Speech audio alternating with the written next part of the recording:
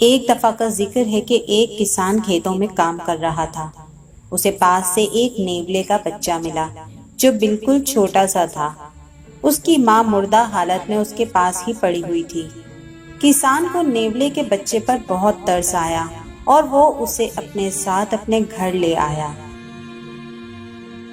جب اس نے اپنی بیوی کو بلایا اور اسے سارا قصہ سنایا، کسان کی بیوی کہنے لگی کہ ہم اسے اپنے ساتھ نہیں رکھ سکتے۔ ہمارا ایک بچہ ہے جو کہ ابھی بہت چھوٹا ہے اور یہ جنگلی جانور ہے۔ کل کو یہ بڑا ہوگا اور ہمارے بچے کو نقصان پہنچائے گا۔ کسان نے کہا کہ ابھی یہ چھوٹا سا بچہ ہے، جیسے جیسے یہ بڑا ہوگا اسے ہماری اور ہمارے بچے کی پہچان ہو جائے گی اور وہ اسے اپنا بھائی سمجھے گا اور اپنے بھائی کا کوئی نقصان نہیں کرتا۔ تم اسے اپنے بچے کی طرح پالنا، یہ ہمیں کوئی نقصان نہیں دے گا۔ بس تم یہ سمجھو کہ آج سے تمہارے 2 بیٹے ہیں۔ کسان کی بیوی راضی ہو گئی اور نیولے کے بچے کو بھی اپنے بیٹے کی طرح پالنے لگی۔ وقت گزرتا رہا، نیولا بڑا ہو گیا، اس کے دانت بھی بڑے ہو گئے تھے۔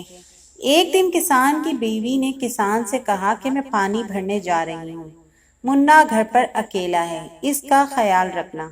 کسان ہنس پڑا اور بولا کہ اس کا بھائی اس کے ساتھ ہے، اسے کچھ نہیں ہوگا، تم بالکل فکر مت کرو اور آرام سے جاؤ۔ مگر کسان کی بیوی نے وہی رٹ لگائے رکھی۔ کسان نے کہا کہ تم جاؤ، اس کی بیوی باہر چلی گئی۔ تھوڑی دیر بعد کسان بھی باہر چلا گیا۔ کسان کا بیٹا اور نیولا آپس میں کھیلنے لگ گئے۔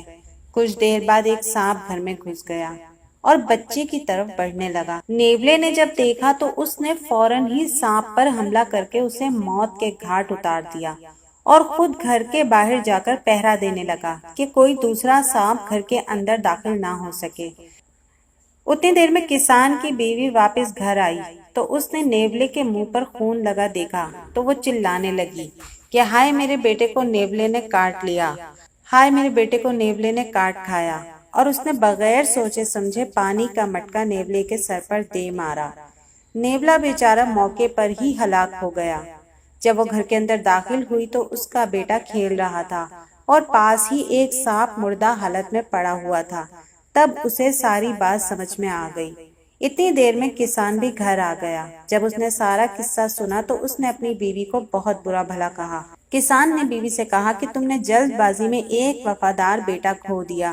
کسان کی بیوی بھی رونے لگی، اسے اپنے کیے پر بہت پچھتاوا ہو رہا تھا۔ اس نے کسان سے معافی مانگی، مگر نتیجہ یہ ہے کہ جلد بازی ہمیشہ نقصان کا باعث بنتی ہے۔ تو پیارے بچوں، دیکھا آپ نے کہ جلد بازی کا نتیجہ کتنا بھیانک نکلتا ہے۔ ہمیں ہر کام سوچ سمجھ کر کرنا چاہیے تاکہ ہمارے کام سے نہ تو ہمیں کوئی نقصان ہو اور نہ ہی ہماری وجہ سے کسی دوسرے کو نقصان ہو۔ پیارے بچوں، امید ہے کہ آپ کو یہ کہانی بہت پسند آئی ہوگی۔ اگر آپ کو میری کہانی اچھی لگی ہو تو میری ویڈیو کو لائک کیجیے اور چینل کو سبسکرائب کیجیے۔